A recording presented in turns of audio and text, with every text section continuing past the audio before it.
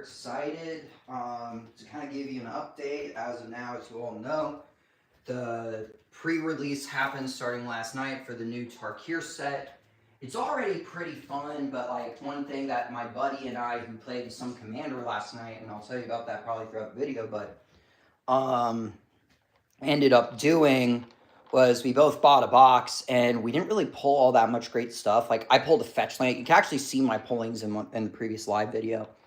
But I pulled a fetch land and some good stuff, but not as much of what I was looking for. And one of the things a lot of Magic players were telling me last night, which is interesting, is basically what people who open the boxes are now starting to say is, hey, if you get the boxes, absolutely do it. We agree that I always like buying at least one box when a new set comes out. But just keep in mind that the pulls can vary because I feel like, and what me and my friends were talking about, and this is from our experience, it could be different from yours, but we've been finding that in previous sets, it was a lot easier to open like the bigger stuff. And because in this set, we haven't really been opening a lot of the big stuff because obviously, in other YouTubers were saying how the top three right now is the Elspeth, the Ugin, and the Mox. Not in that order. Obviously, Ugin's the highest. But what happened was the game store was so packed last night that my buddy and I actually ended up not asked to leave, but kind of told, hey, it's going to be packed, so only sealed players from this point on. So we ended up going game store hopping to try to find another one where we could play Commander. And we actually got really lucky because at first we went to like another one and they also said, yeah, no, normally this place is more Commander than this, but for some reason, like pre-release is so popular that even the Commander players were like, no, I want to play in pre-release, I want to play in pre-release. Which in fairness to Wizards, that's actually kind of a good thing because that's how it was when I first started playing Magic on weekends where it's pre-release. Everyone who's like, hey, you want to play Commander? Hey, you want to play Commander? It's like saying, sorry, I'm in pre-release this weekend. So that's why a lot of times Commander players who just want to play Commander don't bother showing up because they know that's usually how it goes on pre-release weekends. Now, what was kind of ironic, though, is after saying all of this, I did have one buddy who I play limited tournaments with sometimes who's just like, I pulled everything! And I'm like, good for you! And then again, I do that to my friends, too. So I was just kind of like, oh, lucky. But what was also pretty funny about that is we were joking with him because they even said, no, guys, we're sold out because even more people tried to come to the pre-release event that night and we're told you have to be on the wait list because there's too many people.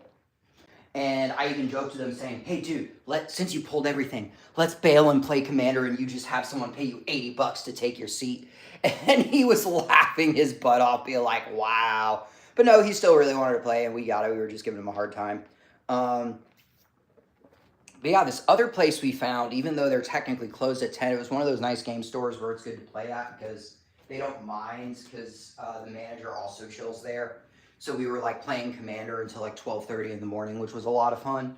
That's why I joked to my friend, and I don't think Brett texted me back when I made this joke, but I was like, dude, are you still hungover from Magic last night? Did we have too much fun? Did we have too much addictive gaming or whatever? So like, I was joking with him about that. But yeah, no, like we did the box opening. I don't know the prices by heart. All I know is I didn't pull the top stuff, so like some stuff may or may not. So my box is kind of not so hot. I did pull a couple things that I wanted. Like I'm kind of dumb. I didn't keep up to know they reprinted fetch lands. I put the new fetch land in here and the new dragon in these colors in this set. The thing about the new set for me is the commanders, they're really cool, but I don't like them enough to replace any of mine, you know? So, but my buddy, he bought all of them. I even joked with the manager because he had a backpack full of all the pre-cons as soon as they came out. And I just went up to him and whispered saying, he has a thing for Commander pre-cons in case you don't notice. And then the manager was like, oh, yeah, I kind of got it. Okay, cool. So we were just joking and like secretly laughing, and so that was fun.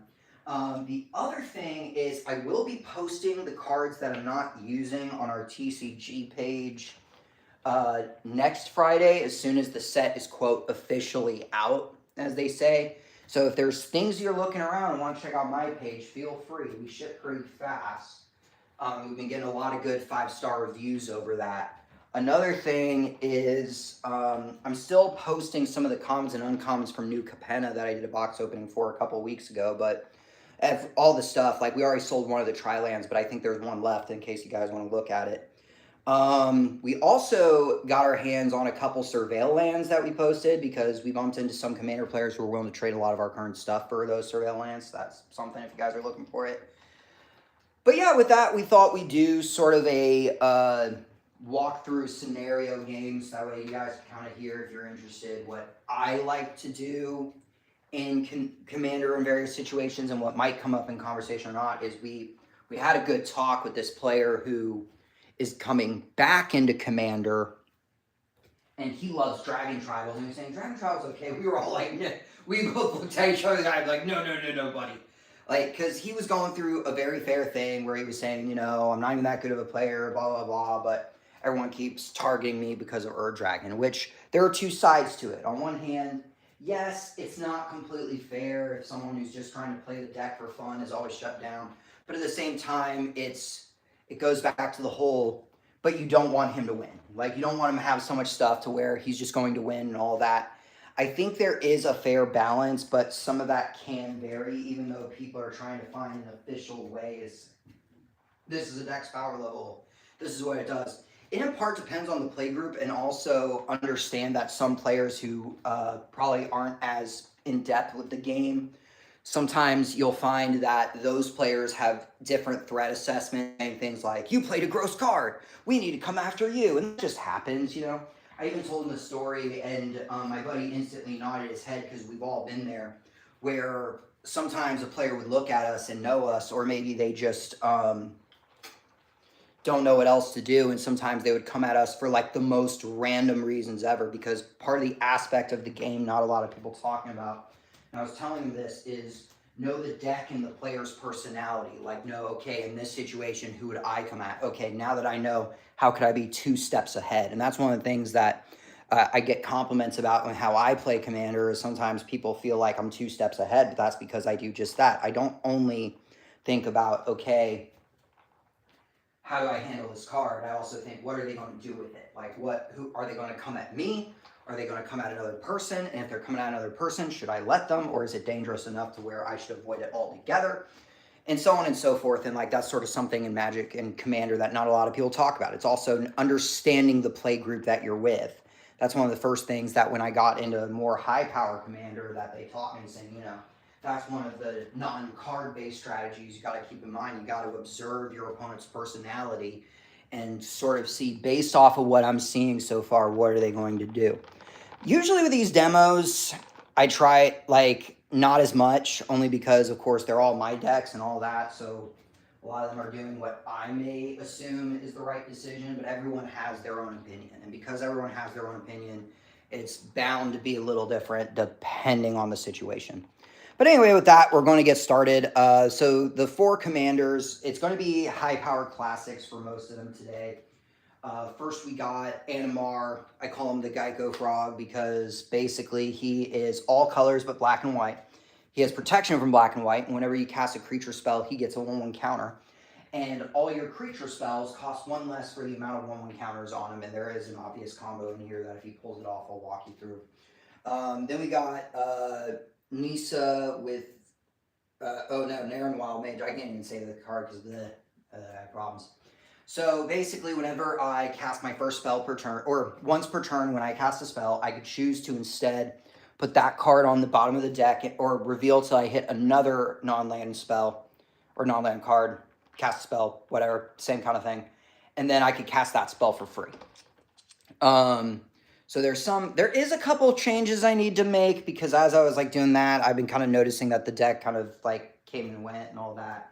And then we, of course, got Muldrotha. Muldrotha's theme is Graveyard Love because he lets you play one of each card type in the graveyard. So that could include a land as your land for turn, an artifact, or a creature. And one thing that some newer players don't understand is artifact creatures count as both.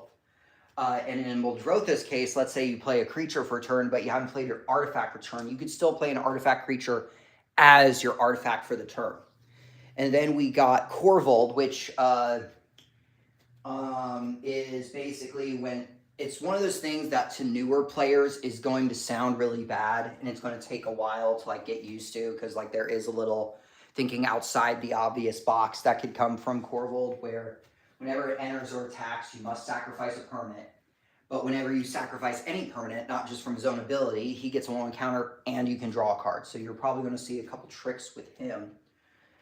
But the last thing that I think you all should know is, again, like I said in previous videos, people are always going to start their threat assessment by what commander are they playing, which goes back to that game I played yesterday with that newer player who started with Ur-Dragon. Yes, he's a newer player, but the tricky thing is when you're playing a commander where you could win, even if you're just starting playing, people are going to look at you. Is that an unfortunate thing? Yeah, sometimes, but also it's something to consider because that's all more reason why you want to be prepared for people coming at you if you're playing a gross commander. But yeah, with that, we're going to kind of start off with Muldrotha. So with Muldrotha, let's say he begins his turn and he's going to draw. He's going to start off, he actually did a good draw, is he's going to play a shock land and have it enter tapped. So he's going to have this enter tapped. Then it goes on to the Korvold player. He's going to play one of the tri-lands that got reprinted. That's another thing I got to do. I got to figure out which 3-color decks still need the non-expensive version of the tri-lands, so that way I could add them to decks if needed. But yeah, so then this guy, he's going to play a land that doesn't enter tapped, and then he's going to pass his turn. Then we go over to the Nira player. They're going to, oh, they drew what they needed. They're going to keep it basic with an island and pass. And then if we go over to Muldrotha, he's going to play a really annoying card that's already going to get players to look at him funny. He's going to play Swampin for 2. He's going to play the Mesric Orb. That card went down in price when it got reprinted, but it's kind of going back up. It's a card that says whenever a player untaps a card, they mill that many. So, like, let's say it moves on. And one of the things that can be annoying about this card, but it's really important, is you got to remind players it's there, because sometimes if, like, let's say they untap and draw out a habit, they're going to forget. So just keep an eye on that, and if they're about to draw, just say, oh, trigger, you got a mill. So he's going to mill a card. Oh, he milled a Culling of the Weak. That's a sad card to mill. Then he's going to play a Forest, and for 2, going to play the Apprentice. It's a 1/2 with something called Fabric 1. Fabric 1 is where you could either have it enter with a 1/1 counter, or if you want it to enter with a token. A lot of newer players would probably think, the 1/1 counter seems pretty cool, but it could also come down to what kind of deck you're playing. In a Muldrotha player's case, they're likely going to choose the Create a Servo, right? Because there's a lot of sacrificing involved, and he wants things to die. So he's more likely going to say, okay, I'm going to want a 1/1 creature out. So then we'll move on to Animar's turn. He's going to play a Forest. Then for 2, he's going to play the classic Arcane Signet, which lets him tap for 1 mana of any color in his commander's color identities. So then he's going to draw. He's going to play a Sulphur Falls. And, oh, you see, I just did the, oh wait, no, he didn't untap anything. So then he's going to pass. So now Muldrotha is going to untap anything. 2 things. Mill 2 cards. He milled 2 lands. A sad thing about the game last night is even though I won, I was like milling lands the whole time, which isn't good for Muldrotha completely. So now he's going to just play a land that enters tapped, and then he's going to go ahead and pass. So now this guy's going to untap 2 things, so he's going to mill 2 things. He milled 2 lands, including Glacial Chasm, which honestly isn't too bad. He's going to play a land, and then for 3, he's going to play Vraska. He's going to combat, and I think for now, like, because there's 2 ways to look at it.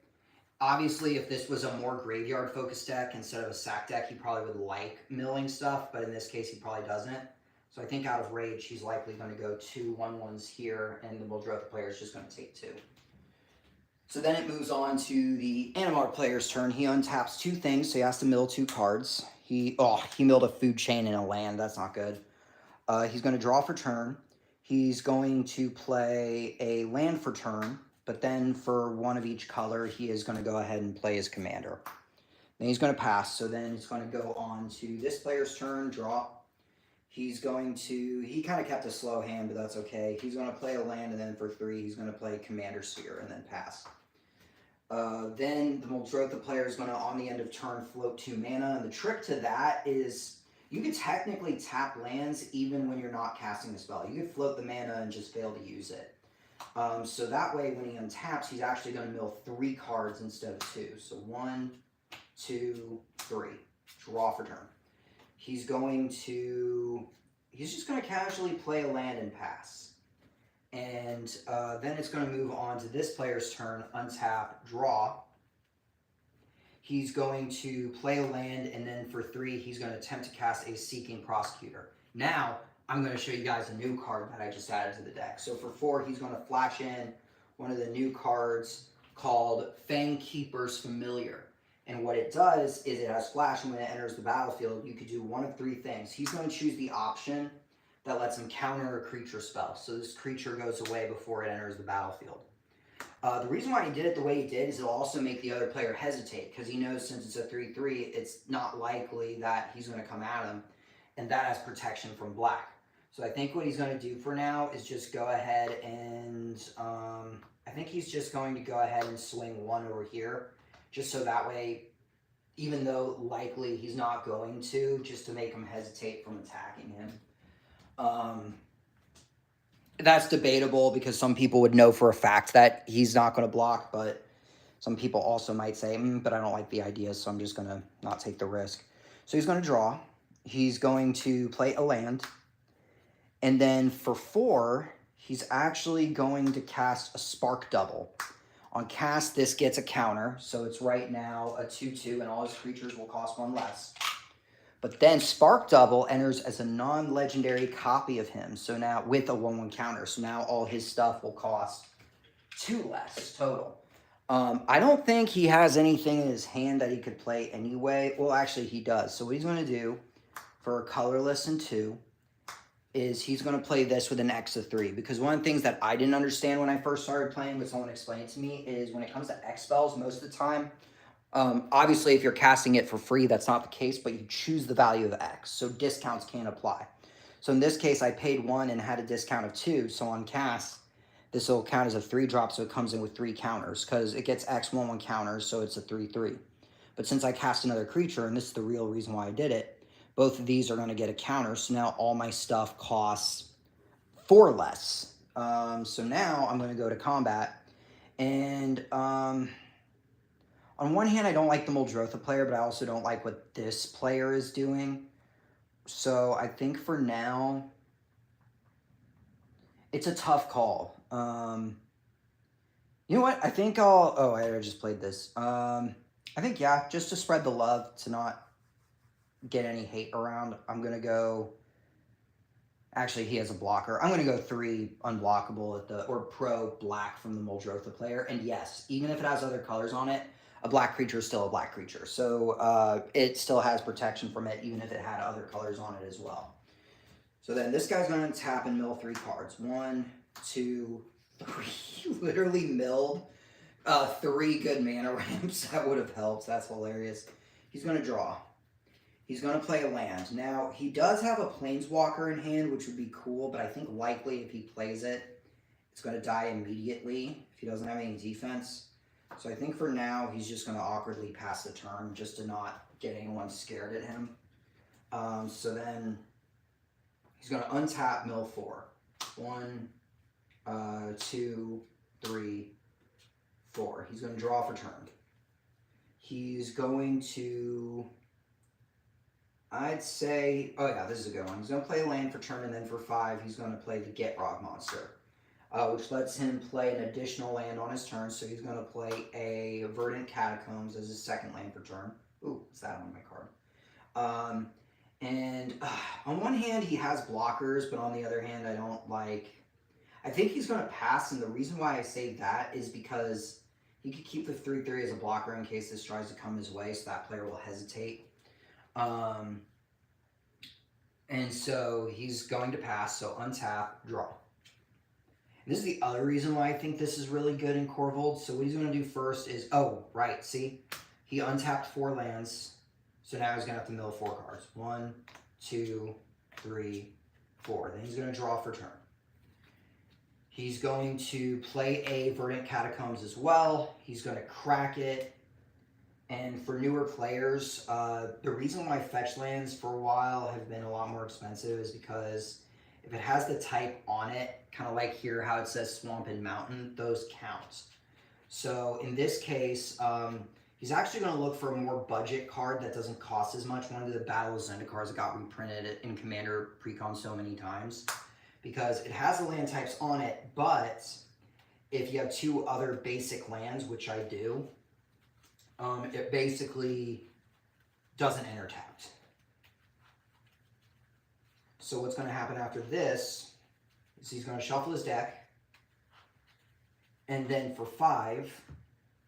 he's going to play his Commander Korvold.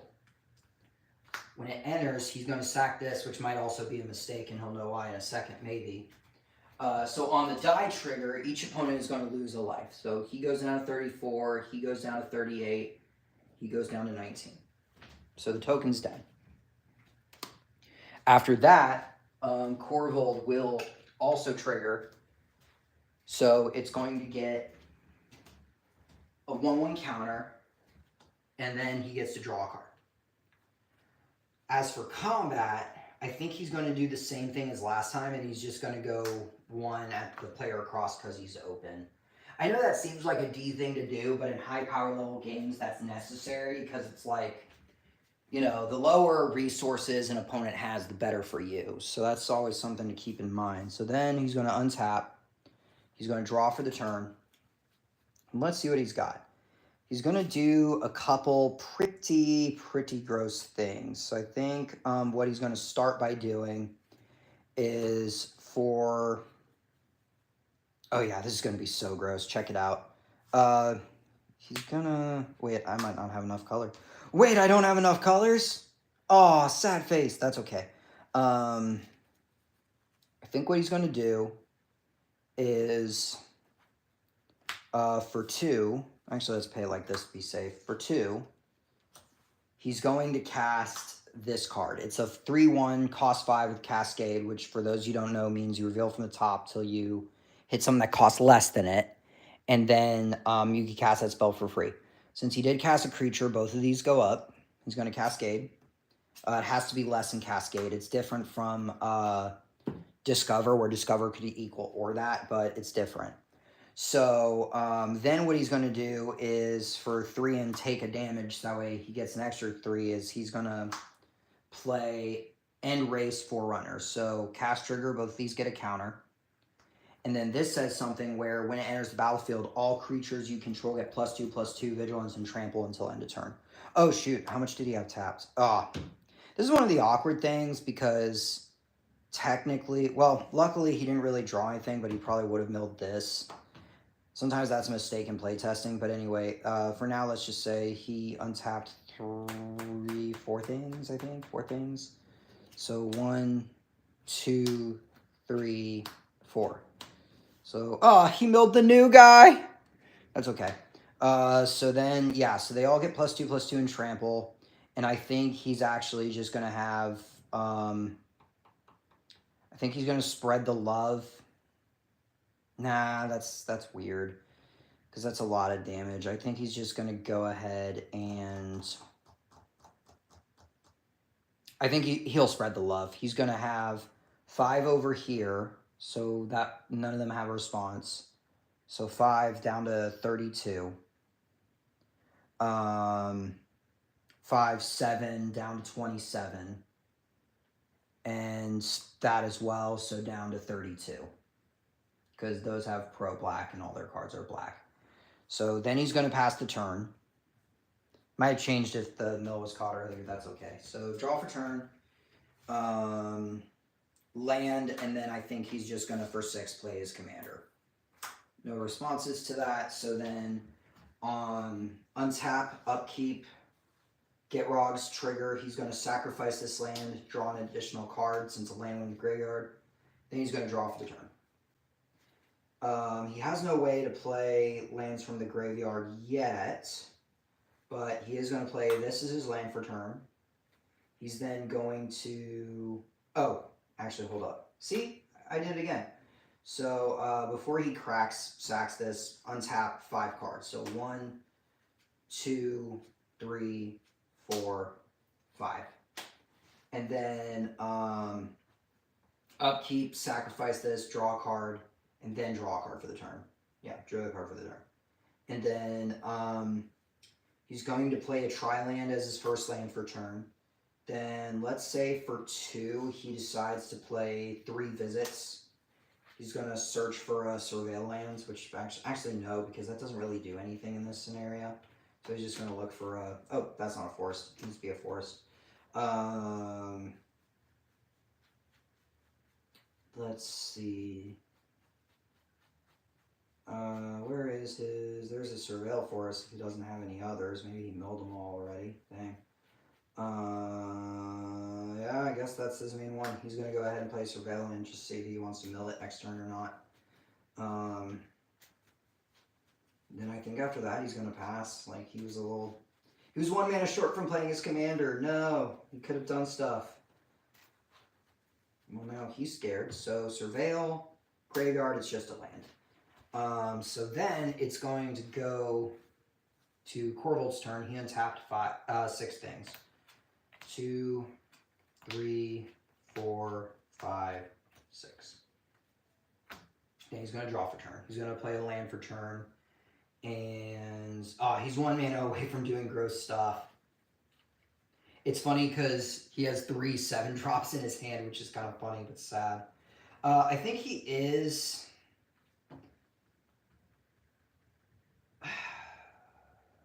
This is a concern. I think he is going to, just because it's a concern, he's going to go that way. On attacks, he's going to go ahead and sack Vraska, trigger, everyone loses a life.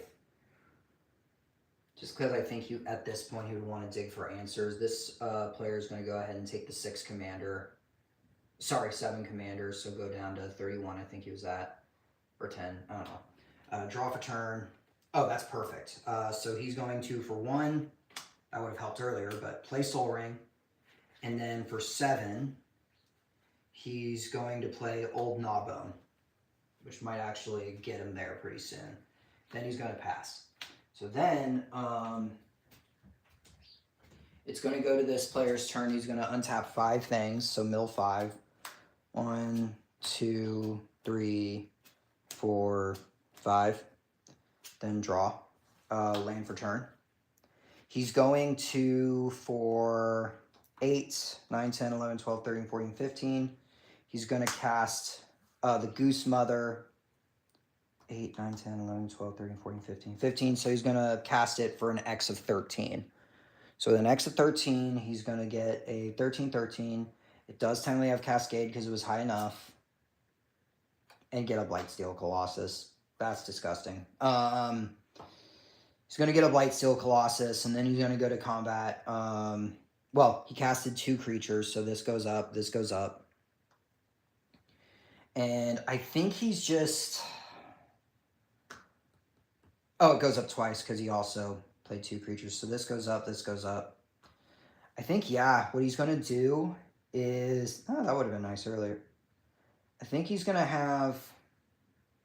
Well, he has a flyer now, so it's not that big of a deal, but I think he's still going to have both come at Corvold because... Or all of these go at Corvold. Because the fact that he's going to make a Kajillion treasures next turn is kind of a concern in a Corvold deck. So he's got 21 coming his way. He's not happy about it. These have pro-black, so he has to give up his dragon or not. He's just going to take the 21.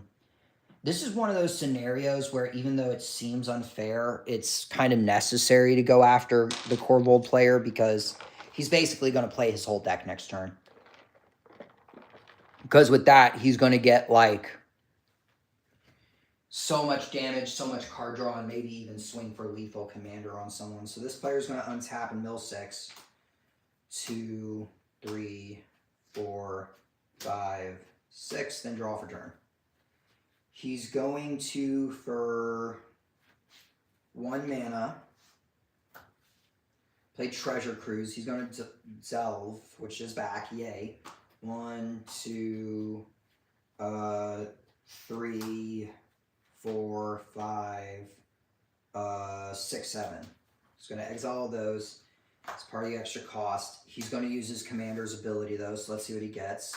Ooh, nice. He got a 1 with the multiverse. So once per turn, he could cast things for free, and he could also play things off the top of his deck. So he's going to look at the top. Now he knows not to play that, so I think as for his 1 for turn, he's going to regular cast the boots. Look at the top. It's just a land, so he doesn't like that. And then for as his I should have done this first. So we're going to pretend that as his free spell, he's going to play Tidespell Tyrant. So then he's going to do that once. He's going to bounce the old Gnawbone back to his hand, so that way he can't get a Kajillion treasures. The Blightsteel is a concern too, so I think what he's going to do is for 2, go ahead and play Izzet Signet and then bounce the Blightsteel Colossus. And then for 3 mana, he's going to cast Darksteel Ignet, and then he's going to bounce... and this is where it gets tricky, because on one hand, it's like, yeah, he could get rid of Corvul altogether. Then at the same time, he has that stuff just to play Blightsteel next turn. So it's one of those really tricky situations. As weird as it is, I'm thinking go for Corvul, because I feel like if he doesn't go for Corvul, Corvul will still just let him draw a bunch of cards and then dig for an answer. And I don't think this player likes that idea. So even though it might be the salty player and they're like, oh, why, what about all this stuff? It's true, but it's like, dude, you could probably do stuff. But anyway, so now it's the Muldrotha player's turn. End step, he's going to float 3 mana and then go to his turn and mill 7 cards. 1, 2, 3, 4, 5, 6, 7. That was a pretty good hit. And then with Gitrog, he's going to sack this land because of land area. He's going to draw a card. And then he's going to draw the card for turn. He drew some good cards. So now for 6 mana, he's going to play his commander, Muldrotha. So let's see if we get a comeback here. So let's look at his graveyard. So right now, he could play one of his lands as his land for turn. I think that's what he's going to want to do first. So he's going to play a land that doesn't enter tapped. And then as his possibly creature for turn, since he doesn't really have a lot of options, I think for 1, he's going to go ahead and play this. Well, actually, hold up, because of Gitrog, he could play 2 lands per turn total, but because his commander only lets do it from the graveyard once per turn, that's done. So he's going to play his second land here. Then for 2, he's going to go ahead and play...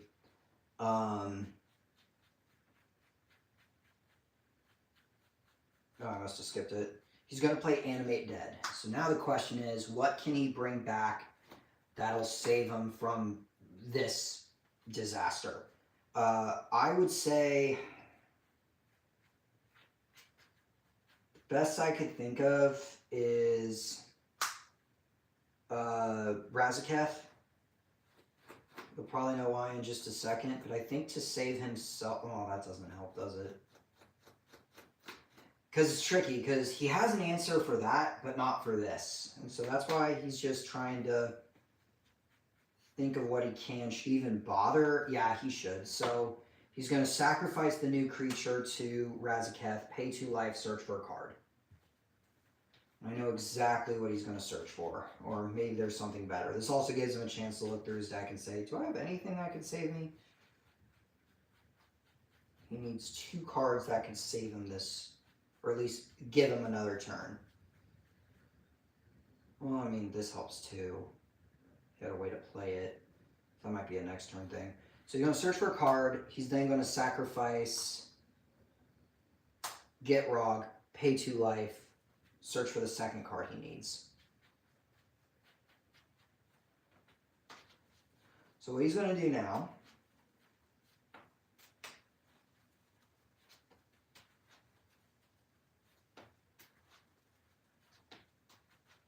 is he's going to play the Lotus Petal. He's going to crack the Lotus Petal to float a mana.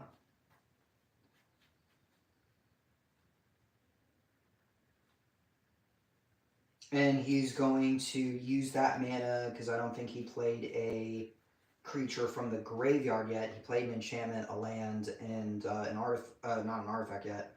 So for 1, he's going to play Viscera Seer. He's going to play Lotus Petal again as his artifact for turn, which is why Lotus Petal is broken in this deck. He's going to crack the Lotus Petal to play the other card he searched for, which is Spore Frog. So now he could sacrifice it, prevent all combat damage for a turn, which kind of messes that guy up because his whole deck's on combat damage.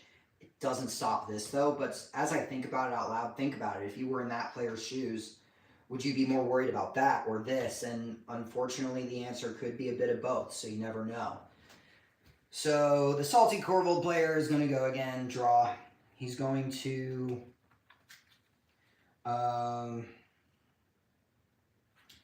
he does have something that can help. He's going to do. So what he's going to do is for 1, 2, 3, 4, 5, 6, 7. So he has 1 open. He's going to play Witherbloom. He's going to float a mana, then, oh shoot, pay 10 life, go to 1. Ew. And untap his creatures.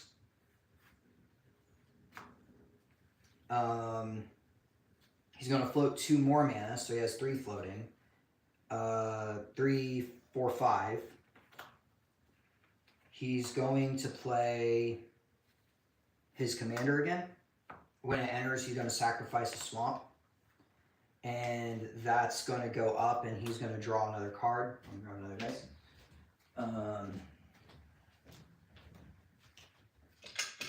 That's going to go up, and he's going to draw another card.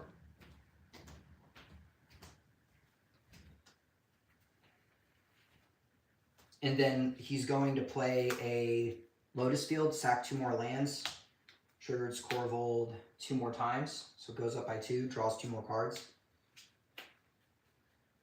And then for, just because that's all he could do, for 2, he's going to play 3 visits. I think he milled his Tri-Land early game, which was kind of sad. Did he? I forgot. Did he mill this turn? I don't know if he did. I don't think he did. So let's get the Tri-Land. Something that kind of has a Tri-Land. Yeah, there's the Tri-Land, but I forgot that he technically milled. Oh, he would have milled a lot. So technically, he would have milled 1, 2, 3, 4, 5, 6, and then milled another 1, 2, 3, 4, 5, so a total of 11. So we're just going to pretend that. Normally, we just laugh if it's casual game. So he lost a lot more cards. So then he's going to be grumpy and pass. So then it will just go to... This is where you could play some mind games, and I'll explain why in a second. So let's say he untaps, he mills 1, 2, 3, 4, 5, 6, 7, 8, 9. So he's going to mill 9 cards. 1, 2, 3, 4, 5. He actually drew some that might win the game. 5, 6, 7, 8, 9. Then he's going to draw for turn. What does he have in his hand that could help? Oh, wait, nothing. I think what he's going to do is start by casting Blightsteel for free. I don't think there's any response. So these are going to go up higher. These go up to 7 each. And then he's going to Cascade for 6. Impact Tremors. That's pretty good. Then he's going to combat. They're all pretty concerning. So I think what he'll do is this is also where he's going to make the Muldrotha player make a tough decision. Because what he's going to do is he's going to go 13 in the air that way. He's going to go... Well, actually, no. Maybe him and the Muldrotha player could be cool for a turn. He's going to have the pro go at the Corvold player and this go at that player.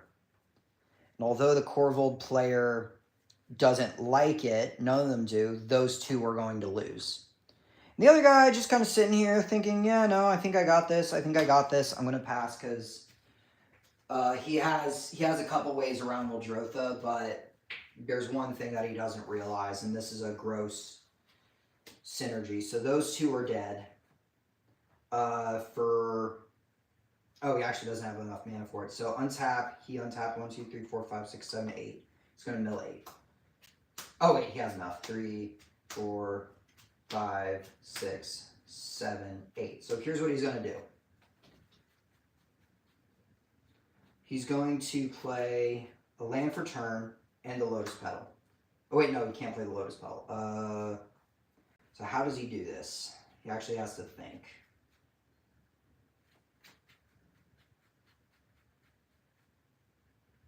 He's one short from what he wants to do to win. So he needs to figure out a way to get another land without spending mana, but it looks like that might not be the case. So he has to find another way. Type exact. So, he's going to sacrifice this to his demon and search to see if he has another way. I think he does. Yeah, he does.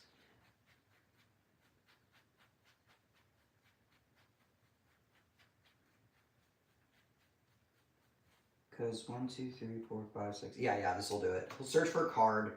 I'm not going to bother shuffling. For 1, he's going to play Sol Ring. You all know Sol Ring. Then for 6, he's going to play, because he milled this early game, Mindslaver from his graveyard. So Mindslaver, and this is actually how I won with Muldrotha last night, when you pay 4, sacrifice it, and you take control of target player's turn. So basically, he would go back to the Muldrotha player and then purposely make a lot of bad decisions until he basically destroys himself. Like, for example, if he looks at his hand, draw. Oh, yeah, this will do it. Like, he could always play Tidespout Tyrant and just bounce his own stuff to his hand until he can't play the game anymore, but also just basically, like, cast this, draw a bunch of cards, and just keep him in lockdown because, again, he had to sacrifice this artifact from his graveyard to do it. So if he kept doing that, I think he could, in response, say, okay, I'm going to sacrifice Blightsteel, draw 12 cards, see if he gets a response. 6, 9, and 12. It doesn't look like he got a response. But, yeah, so basically Muldrotha won because he was able to pay 6 mana, play a card called the Mindslaver, which says pay 4, sacrifice it, take control of target player's turn. I'll take control of your turn. And since these two are dead already because of him, he could basically just keep playing it every turn to, like, make it to where he could control him until he basically finds a way to, like, either self-mill, take himself out, and then basically just let Muldrotha win the game. So yeah, so that's sort of a trick that Muldrotha used last night to win the game, and like some things about high power level games, because this is a perfect example. Because on one hand, it made sense. Like, he got rid of those 2 players. Those are 2 players down. But now, because of the other thing, he had to basically give up the game for other stuff. And so that's sort of where it gets tricky, but that's why Muldrotha won it. He was able to put up some defense because, again, sometimes you got to be ready for the defense because people are coming at you. And he had a win con. And so that's just sort of an example of what one of the high power level games in our friend groups can sometimes look like. But yeah, I hope you all enjoy the video now or later.